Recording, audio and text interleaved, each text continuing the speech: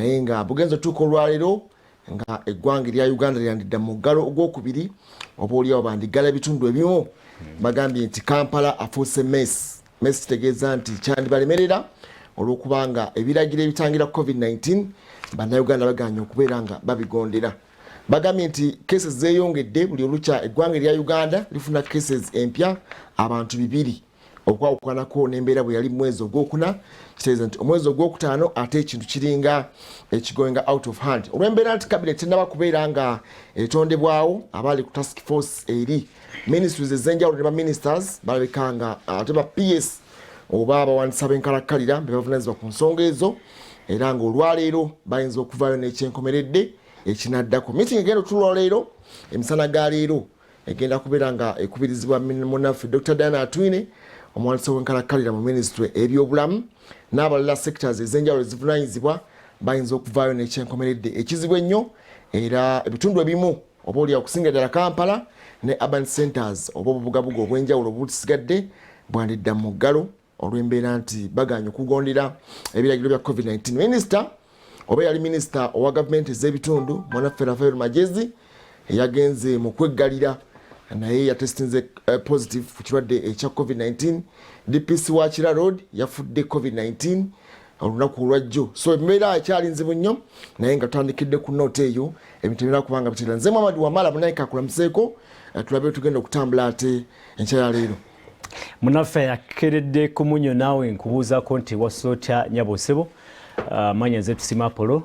tuli basanyufu nti Katonda abokeesezza ate twogere ku nsonga eziriwo kati mawulire si malungi ag'okubeera nti ate obunkenke bwandibanga buzeemu obw'ekirwadde kya COVID-19 kusinziira ku bigambo abakugu n'abasawo bye boogera ku mbeera nga bweri olunaku olwaleero mu ggwanga Uganda. Ensonga ndowooza tuteekwa kuddayo tutunulire SOPs na butya bwe tusobola okwongera okwetangira ekirwadde kino ekirabika okubanga kizeemu ate okutigomya eggwanga lyaffe Uganda. Ndowooza Wamala kwe kuddamu omulanga okugukubira abantu omulanga nti twekuume tuddeyo ku nnono tubadde tulirakisinzeemuko ndowooza tulowoozeza nti ekintu kiweddewo okuvira ddala mu kulonda akalulu kagenda ne kafundikira n'enteekateeka zonna bannayuganda balowooza nti buli kimu kiri bulungi naye ate amawulire agavaayo galaga naye ate bwena Wamala ebibadde India ebibadde Kenya ku muliraano ogwaffe kuno Kenya byonna bibadde biraga nti ekirwadde kisobola okukola ki kisobola okuddamu akawuka kayinza kasobola okuddamu okukola ki okutabuka n'okutukosa naye ate oba oliawo tukitutenga nga bya lusaago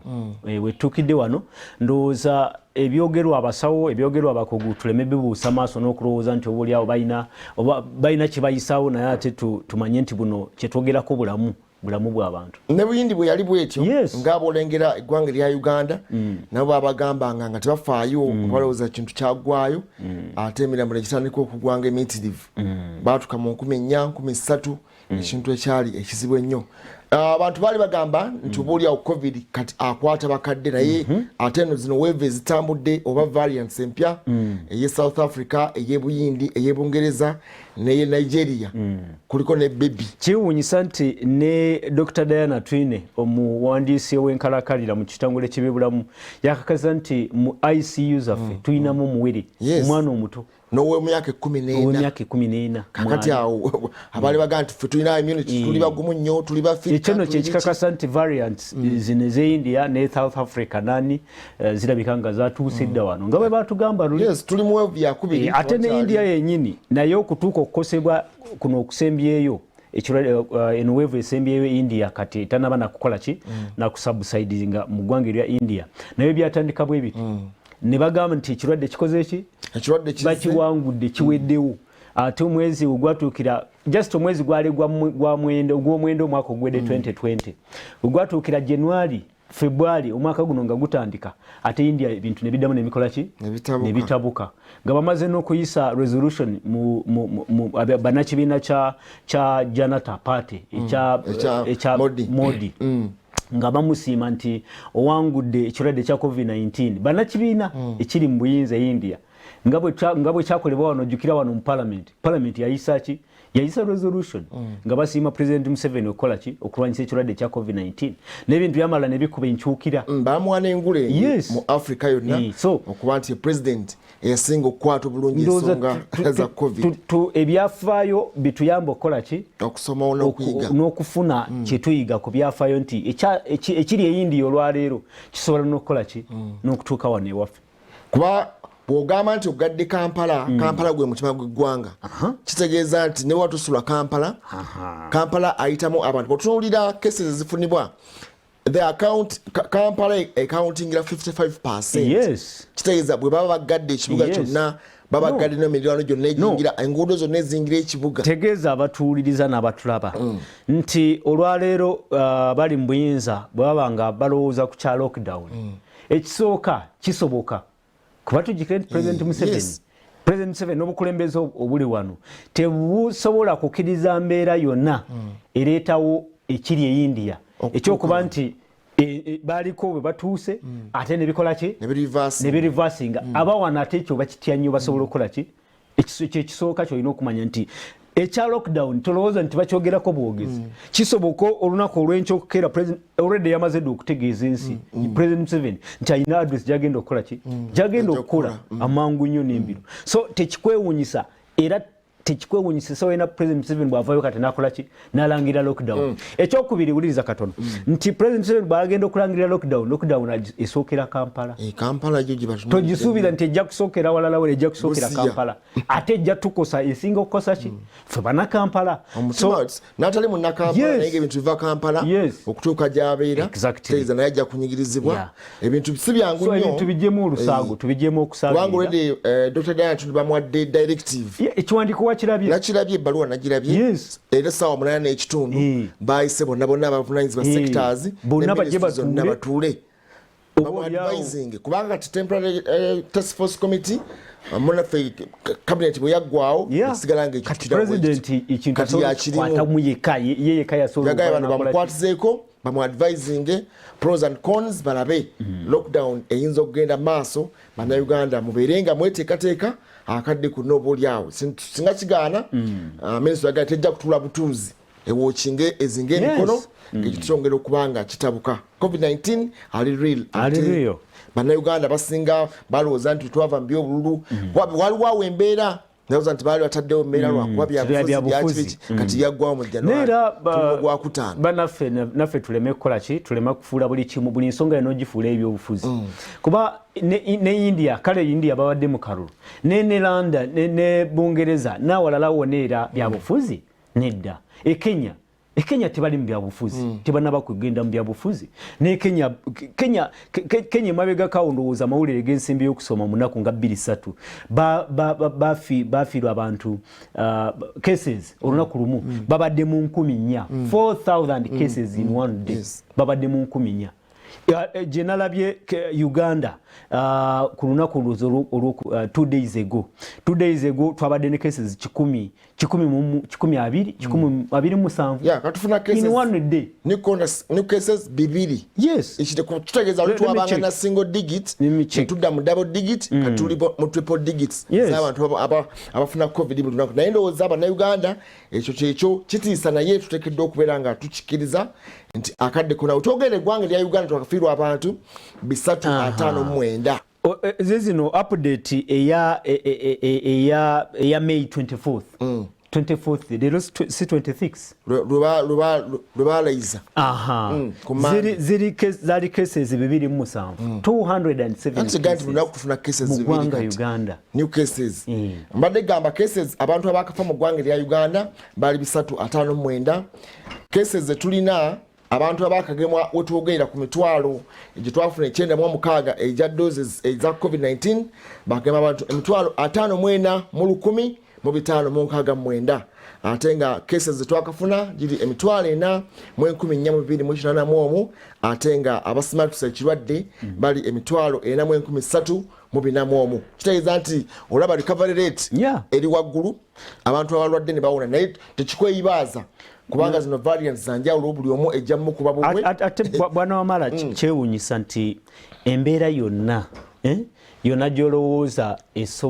ebadde bye tubadde tusomako ate bye twogerako wano e India gy'olabako wano kati olwaleero complacency. Let me tell you, bwana Wamala, complacency kati ali mbana Uganda oba n'obutafaayo kati obuli mbana Uganda ku nsonga y'ekirwadde kino ekya COVID-19 olaba nga lazima sayini zonna ziraga nti kisoboka okuddamu okukola ki okutukosa kuba kati tuyina n'endowooza eyo ga nti oba covid kati oba takyaliwo nakubeerawo oba abantu bwe balowooza tokiraba tokifiiringa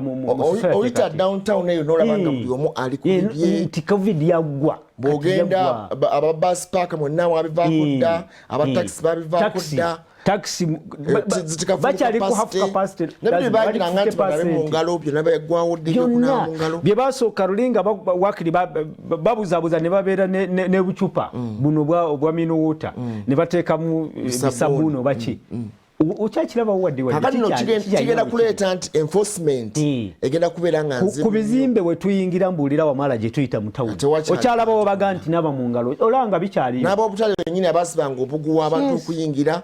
kubanga oli baakolanga kati kigenda kubeera zibu nnyo kubanga bwe tudda mu full scale awo wewali obuzibu wewali risk nti kati nekamala nekatugwamu bwe kati akawuka nekamala nekayiika nekagwamu ka variant tubeera tugenda gamba buganzi Katonda akyatukwatiddeko bukwatizi tugenda kufuna obuzibu tobulabanga Katonda akyayambye ku Uganda kale zo masks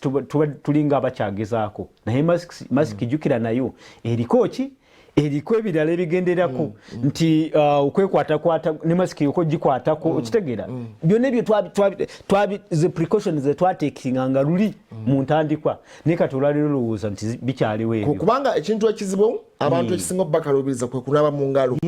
naye ate bwobona sanitizer wakiri ate oyanguyibwa sanitizers kati abantu bafune sanitizer wakiri bafunye kasente n'abasirikale abatuulanga wali nga kugamba nti ngalo basooka sanitizinge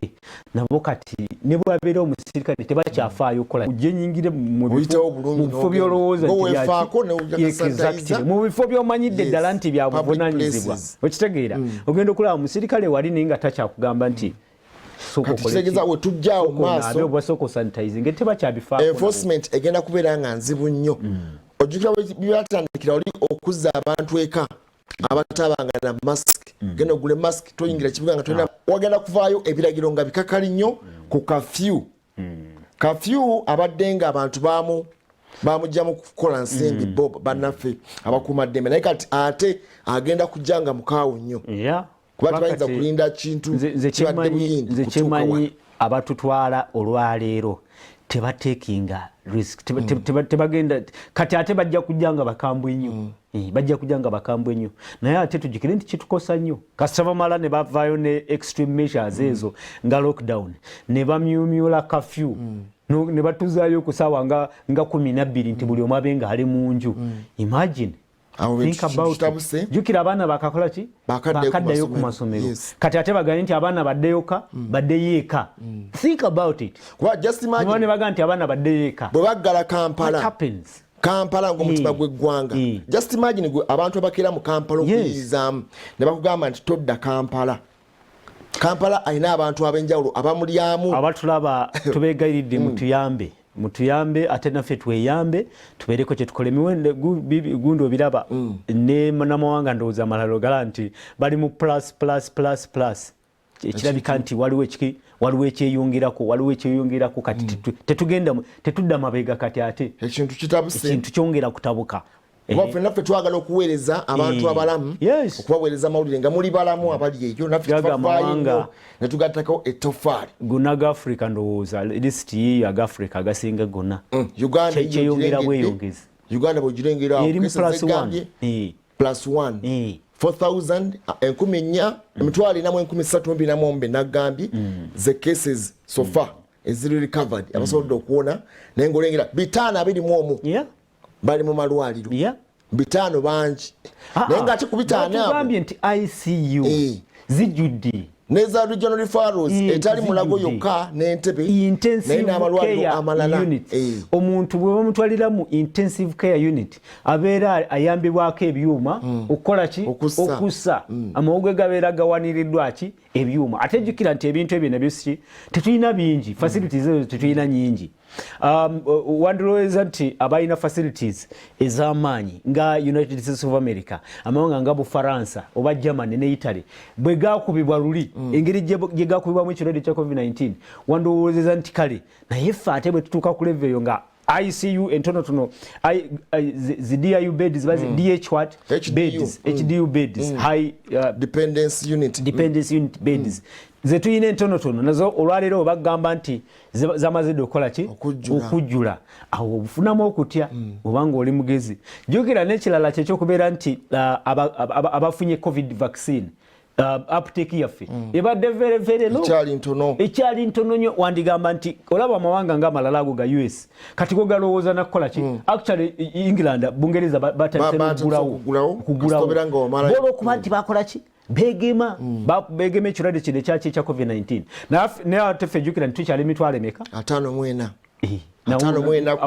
ku mitwalo 96 naye nga neke twafuna akatonotono budoozi bwe twafuna tetumalangawo so tugamba bannayuganda owalengedde nga bwe nagga nti we are not safe Minister Rafael Magezi wa government ez'ebitundu yamazeeyo doozi z'ebbiri naye yakwatiddwa COVID-19 kitegeeza nti civility oba obukaawo bw'ekirwadde kino kubanga kimuyisa bubi tebujja kubeera kikimu naawe eyagaana ate okubanga weegemya wadde jaba esooka kati ffe tulina gundi tuli mu double jeopardy abaakegema oba baakagemebwa ekirwadde batono nnyo bagamba kale katwogere wetu twagaana okola ki okugemebwa ekyokubiri gundi guard twasa wansi guards kati tukyali ki tetukyafaayo okola ki okwetangira akawuka then what would happen ekyokusatu health care ebyandituyambye system care health care system yaffe eri overwhelmed kyekigambo ekituufu erivohweremu bwe bagamba nti ICU emulago n'entebe zonna zijjudde nali nengera Dr. Bibi Luli Byalugaba akulira eddwaliro ly'emulago n'agamba our hands are tied tetuna kyakukola kati ekinagenda mu maaso kyonna okwetegeka twali twetegese ojjukira Nambooli byakomawa Namboole kati ndowooza biri bayogerako n'ebitanda byandibanga tebikyaliyo okusambirayo emipiira byandibanga tebikyaliyo biri bye baali bategese jjukira baali bategese okutwala ebitanda bankuminya ebyo byonna bagisaawo abantu babatwalanga ne bayozolatingira eyo naye nga kitegeeza nti wetulaga wano wetulaga wazibu nnyo kati tetuli redde gamba nti tetuli beetegefu n'akamu ate nga gavumenti eyinza kutula mu butunuzi bwetu n'ensimbi jukiza batutegeeza n'ensimbi ezo twali tukuŋŋaanyiza luli oba oliawo zandibanga akaseera kano ketufunyemu akakalembereze twandibanga twazikozesa ki twazidivatinga netukozesa ebirala ekitegeeza nti we are not ready for an eventuality any eventuality we are not ready kakati awo kyonna ekisembayo kyekyo gwe just imagine Kampala kyabeerawoko lockdown yasooka mu mwezi ogwokusatu esobola okuddamu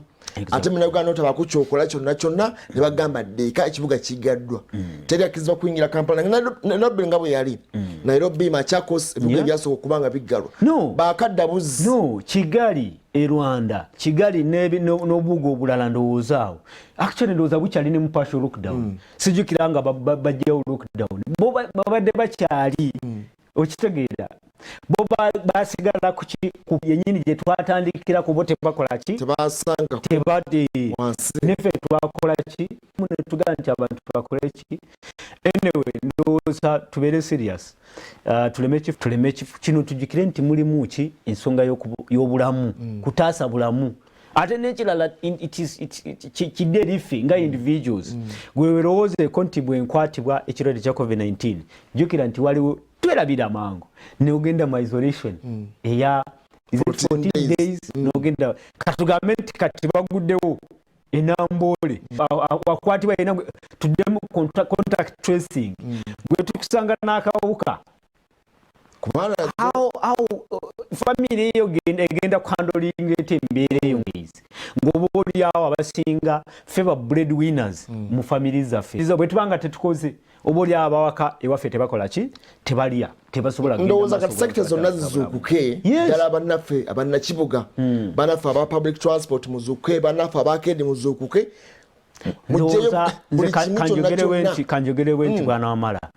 nti oba baluddewo ngamba abakwati buyinza bakwati bakenso ndoza baluddewo tax cut twandira enforcinga okutambula ne sanitizers full scale byanditandikiddewo kati nkugambye meeting ICU wetuukira okubuuga nga ICU zonna zijjudde ate ICU bantu bagambe nti amalwaliro agasinga baba ne ICU beds nga 5 10 kubanga si bantu bangi abatwala mu ICU naye wotukira ogenda mu ICU obeera osaba busabi high dependency units kati obeera between ICU ne bagamba nti zikoze eki nazo zijjudde kati olwo mulinze eki kakati awo mulinze eki muveeyo tutandikire ku tax tandikire ku butale buno bw'omu Kampala buno bw'omu Bulo na kibyo n'ebyo ababeera abantu abangi mukolewo kubanga bannange kibi nnyo okulindamu ate n'okulwala ki ekizibu nekikola ki nekigwawo n'otandika okwejjusa nti singa twakola bwe jjukira President Museveni n'obukulembeze baalinga benyumiriza mu kiri jjukira nti mu mwezi ndowooza ogw'ekumi n'ekumi n'ebiri awo kye baali benyumirizaamu kyekyokwanguyira okuwangula okulangirira lockdown ojjukira kuba twaggalawo nga tunafuna kesi n'emu olwasibawo bwe tuti kesi emu netufunirawo kyekyo bakyenyumirizangamu awo ng'omwaka gugwako nga bagamba nti ekyo kyatuyamba okukwanguyira ekirwadde okukola ki okuteekawo measures extreme measures kati balinze eki kati ate embeera eriwo nti variants sisaba lockdown bannaffe munansonyiwa nze sigamba lockdown naye ngamba nti abatambula mu taxi bannayuganda abagenda mu butale kati batandike benforcinge nti akedi taliwo byakuna hand washing equipment oba facilities kati bajigali waki batandikirawo nze natedda meeting ey'olwaliro essaawa 8:30 ekigendo vaamu kyonna kati mulinze ki mwagala batukube ko lockdown mwagala abaana babagambe nti baddeyo akabaana betubadde tulinga nekibi bwe tukoga nti abaana tubawonye bazeeyo okusomera ekyo kibi naye nga kyenjogera kyekituufu abazadde badde bagamba nti abaana bambi bazeeyo omwaka mulamba nga bazeeyo okusomera oluvannyuma lw'omwaka omulamba naye nga ate osaasira nti concentration gye bagala okukendeeza lockdown omuvugaso gwayo kyebagenda okusooka ge masomero kuba tewali agenda kuba kati luli akalembeeza kaliwo nti abaana bali tebakola ki tebakwatibwa covid naye kati babbebi bakwatibwa kati olowooza amasomero bwe bagenda okusooka okugalawo bagalawo ki kebagenda okusooka n'ekibuga kyebagenda embeera nzibu nnyo byetwogera byebyo biri real ate nga twogera mazima tulinda bulinzi wali kyawedde dda olaba president bagenda kuva buvina president ayise eno gye wandiise crisis meeting ayise crisis meeting what can happen bagenda kumu advisinga ate kati ministry yo teri mu byabufuzi teri mu byaki yo kyejja okukola ejjaga nti okusinzira ku biriwo ba Dr. Misaki baani jagamba president yolina okukola tusibe Kampala ate kati ebyobufuzi tebiriiwo tebikyaliwo kati munaga nti babitaddewo lwa byabufuzi tewali walichi bayise hybrid centers ezo oba areas urban centers obugabugo obuli mu concentration kati tuli mukutu oguli faith based okitegeera tuli ku mukutu oguli faith based social media and faith based kati kino kitukwatirako obutereevu tubadde tufunye akalembereza ak'okusaba ak'okusinza amasinzo nga gakoze eki gaggulawo kati imagine nga bagambye nti n'okusinza nako muddeyo musabe president yayogera president Sebo ayogera ne gundize abeera n'obuntu bwe bwa facts zasinzirako aga nti Katonda buli wamu wobeera asobola okukola ki omusangayo osobola omusinziza wooli asobola okuwulira esaalayo gy'oli kati bw'anaddamu n'akyogera naga nti mu masinzizo tugaddewo era tubadde tufunye akalembereza ako ndowooza tukakole ki let's consolidate that freedom and rights that tubadde tusobodde okukonsolidatinga mu kiseera kino kubanga kati lockdown eri national teyeetagisa essaawa eno naye batunulidde ebibuga ebisinga okubaamu bagende nga batunula gundi Kampala ali atya Jinja ali atya oba kusibira awo kitaiza obeera nga asibye omutima gwe gwanga asibye gwanga kubulire wamala kebera gundi statistics kati bululi yali eregu zali boda neka tezikyali boda okimanyi bantu bali bagenze ku boda eregu busiya nogende no bannayuganda simanyi waba Uganda ekyo obuntu obwo bwenzijjayo babufuna bulungi luli yali zali borders zezali ki truck drivers zezali mu cases enyingi nga kyangunyo okukola ki okusiba boda n'otangireyo ne kati communities twogera ku ogenda okuwulira ebitundu nga Kampala actually nalabyeko oba districts zimityana bwe bityo communities okitegeera that is dangerous kakati olaba nti duli bagenda okuteekawo ojjukira measures ezateekebwawo mu makati kaabo bagamba nti India eri mu red zone bagamba buyini naye already kati yali kese emu bagenda okugamba nti buyini teri muntu akkizibwa kuva buyini kati eyemu yokka contact tracing ogenda okunoonya oyo yabeerako nani kitaiza nti kyali kyabuna dda kubanga olitwali twogera ku community infection tuga nti abantu abayingira ekirwadde ne kiyingira mu bitundu byaffe wano kizibu okutandika okutracinga ono yayita wano n'asanga ono n'asanga kati awo ate nga ziri deadly nnyo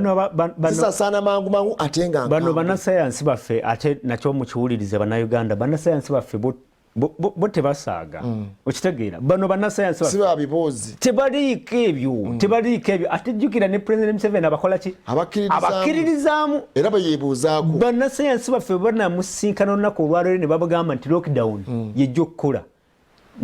President Museveni tagenda kukola ki tagenda oyo ye munnaffe tulyasimbula President Museveni tagenda kulonzalonza n'akamu abadde DPC wakira President Museveni akkiririza mu bannasayansi be kye banamugamba atejjukira ne gundi ne Diana Twine lunaku lwaggulu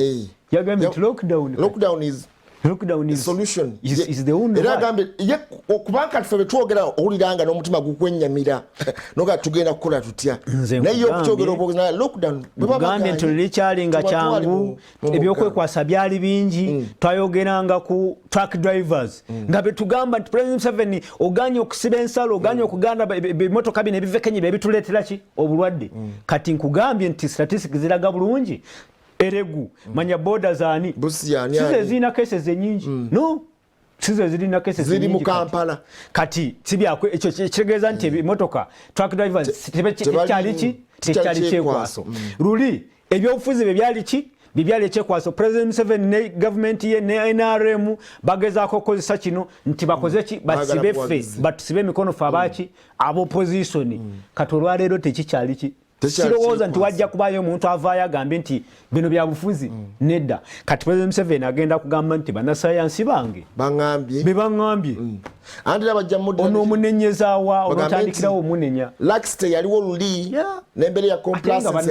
naffe tukole ki naffe omusango tugwesalire bannange tukirize nti tetukyanaba mu ngalo tukirize nti tetukyasanitizinga tukirize nti ne masks nazo tetukyazikola ki tukitazifuulanga tetuzifudde ensonga kitegeeza kyonna ekigenda ovaayo olwaliro meeting esaawa 8:30 yegenda okusalirawo eggwanga kyekiddako olw'embeera ya COVID-19 etabuse naye katono nnyo katuwummule bwe tudda tugenda kulaba ate ageberwa eggwanga ate ovaawo tukomawo katono nnyo